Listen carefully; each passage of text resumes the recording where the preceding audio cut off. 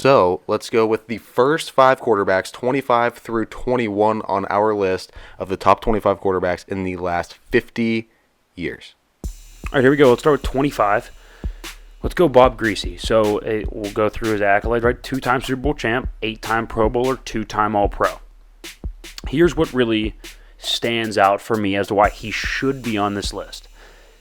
He kind of guided that Dolphins dynasty, right? Larry Zonka, the running back, kind of was the leader of that. But Bob Griese, steered the ship, right? And we say all the time, tractor versus trailer, right? I think if you are a successful trailer and you don't lose games for your team, right? You're a good leader. You guide them down the right path. You don't make too many mistakes, right? I rip on Baker all the time for not being super talented, but all he would have to do is not turn the ball over and not say stupid things at the podium. And if that team could continue to win, right? If you look up and Baker had 2 Super Bowls over the next 10 years, if he stayed with the Browns, right? If he made the right decisions, would he not be at least a top 30 to 35 quarterback of all time? I'd argue he would be. Right. His stats would be somewhere passer rating above 90, about a 2 to 2.5 to 1 touchdown interception But he doesn't ratio. do the extra things right. He doesn't do the leadership things right. I think that's what Bob Griese did, right? He might have been a little bit limited physically. They didn't throw the ball a whole lot. What he did do was really, really nice play action off of Larry Zonka, who was a star running back, which at the time, star running back meant what a star quarterback means now. Right. And so the values of positions were a little bit shifted. Right. And so now all he has to do, or what Bob Griese had to do, was make good throws on play action, say the right thing at the podium, be a good leader. He did all those things. It resulted in 2 Super Bowl championships, 8-time Pro Bowler, so he had some talent. He could sling a little bit, 2-time All-Pro. I would say he's not really higher because he didn't lead them, really. You know what I mean? Like I said, he was a trailer, not a tractor, right? It was significantly worse in the playoffs, right? I mean, you could take 10 to 15% off all of his statistics in the playoffs. So I think 25 feels about right for me here. I like that. All right, number 24, let's go with Phil Simms. So you guys might know more as like a TV personality, but he was a really, really solid quarterback. 1-time Super Bowl champ, 2-time Pro Bowler, a Super Bowl MVP. Now here's where we get into what we weigh more. Is it regular season success? Is it accolades? Is it playoffs, right? I think above all, if you can show out on the biggest stage, I think that will elevate you in this list more than almost anything. Now, obviously, you'll get the stat guys who are, top 10 in everything in stats. They will obviously be higher than some guys. I think Phil Simms had one really, really good playoff run. So let's get into that. So in that Super Bowl that he won, where he won the Super Bowl MVP, he set records, by the way. He went 22 of 25, 268 yards, 3 touchdowns, no picks, and 151 passer rating. Yeah, that makes the list. I mean, if you do that in a Super Bowl, I'm sorry, that you are good enough to be a top 25 quarterback of the last 50 years. And let's not act like he was a scrub the entire time. Like I said, 2-time Pro Bowler.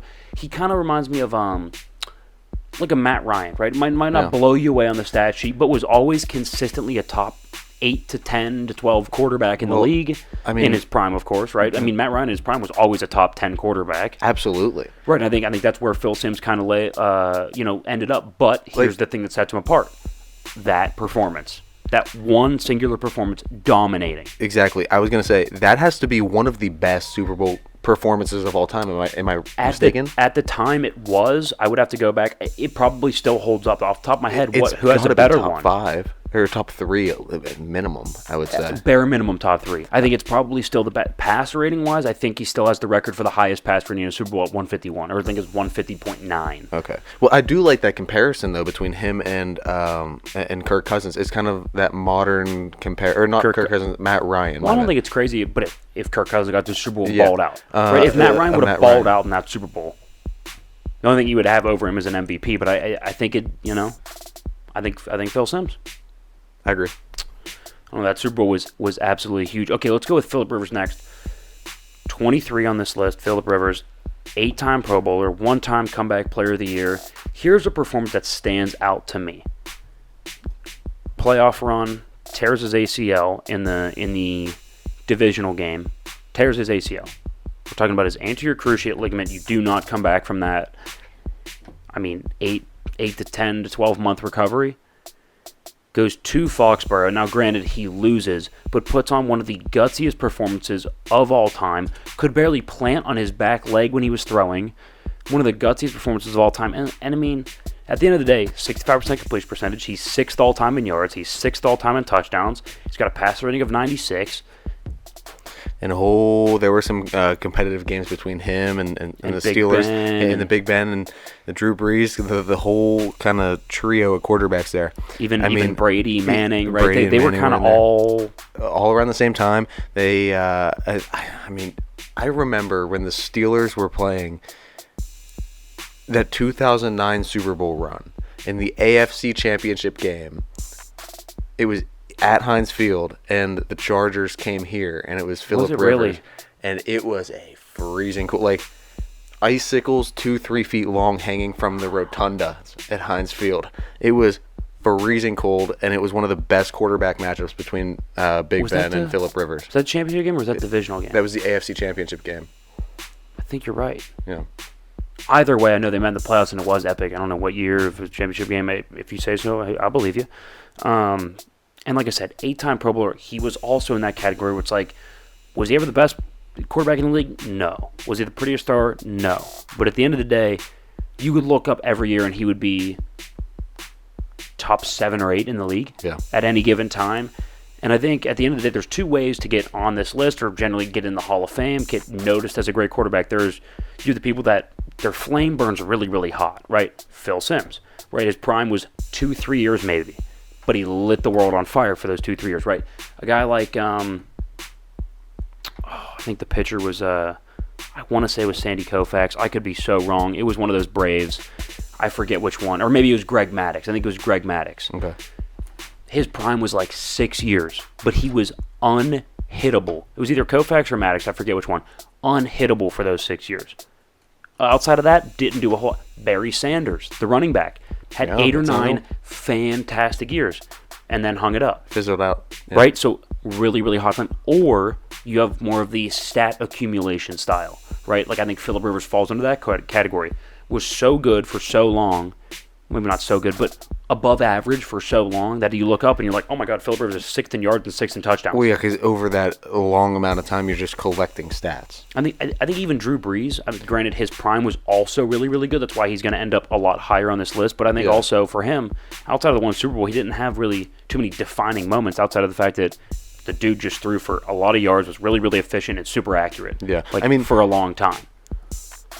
And when you can do that, and the stat accumulation and just like the big breakouts, they're equally as impressive. I would say, I don't know, equally. They're both impressive, but I would say the breakouts are crazy, man. When you see a player that can go on a run like that, and that's why the players that go on those runs but can sustain it are higher up on this list. And you'll get, more and more as the weeks go by. I agree. Like you look at a guy, like a Mahomes, who obviously is not, I would argue he might not be into his prime yet, probably just entering it, right? Oh. His flame has burned so hot already that, like, that pop, he will be on this list. Like, he has popped so well already. Yep. I don't know. But, okay, so 23, Phillip Rivers. We will get into, let's get into 22. At 22, let's go Warren Moon. Now, I will say, kind of similar to Phillip Rivers, but what sets him apart for me, he's got one more Pro Bowl. The longevity was there. I think it was like 17 seasons, which was insane. Maybe even more. Yeah, it's a run.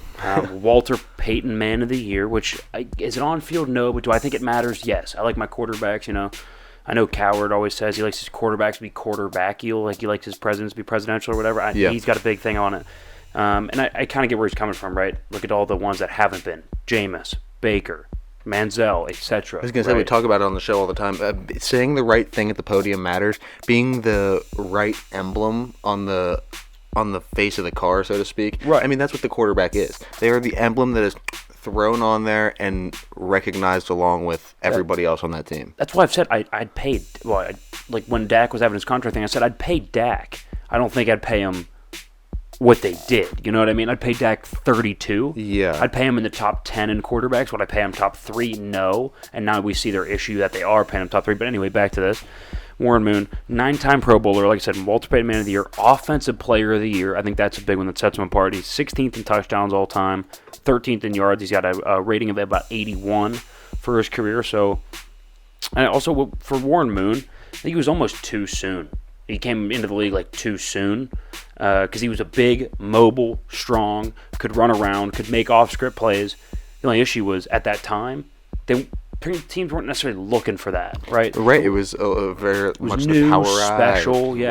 Run the ball. Run the ball, pocket passer, don't turn it over, and he was more of a gunslinger, let's get out of the pocket type of quarterback. Yeah. They had a couple bootlegs. Every now and then you'd see like a little tight end. Like, absolutely. But other than that, you don't see like the get out of the pocket, scramble around, and use your size, use your athleticism as the quarterback. I mean, I think if you put Warren Moon in today, he'd be... Because his attributes MVP? are very similar to the attributes of a Josh Allen. I'm not saying they're equal or they're on par, but they're up there. They have the same attributes. Yeah. So if you Big, have that strong. now in today's league, you're pretty much set. Right. Big, strong, mobile, big arm, likes to move. Absolutely. Off-script plays. I love it.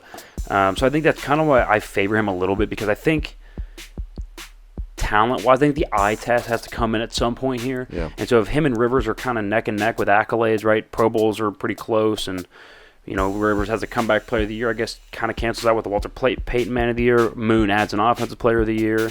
Stats are, give or take a couple thousand yards, whatever. But I think he was a little bit more physically gifted.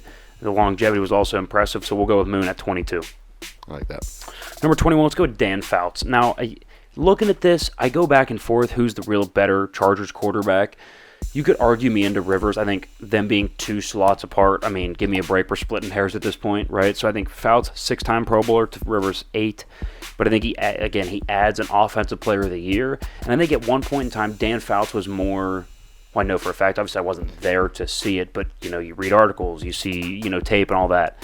I think at one point in time, he was a higher caliber quarterback, if that makes sense. And that might have been Rivers' bad luck being in the league at the same time as Brady, Manning, Breeze, other Manning. He was overshined a little bit. I think Dan Fouts was almost always a top 3 to 5 quarterback, right? I think he was at the top of the game more often and for a little bit longer. 18th in yards all time, 22nd in touchdowns of all time, a rating of about 80. Kind of honestly similar to Moon. You could argue me into Moon over him, but I think Fouts a little bit more iconic than Moon was. Again, we're splitting hairs at this point between 1 or 2 slots. Now, if you were like Griese above Fouts or something like that, I would push back. Yeah, a little bit. Now, I wish Fouts did get a Super Bowl, but I will say he made a lot of deep runs into the playoffs, and he also kind of made Kellen Winslow, who was one of the best tight ends of all time, revolutionized the position, kind of made him who he was, put the Chargers on the map, and I think for that he deserves a lot of credit. He will slot him in here at 21 of the 21 out of 25 of the top 25 quarterbacks of the last 5 decades, of the last 50 years. Half a century. That is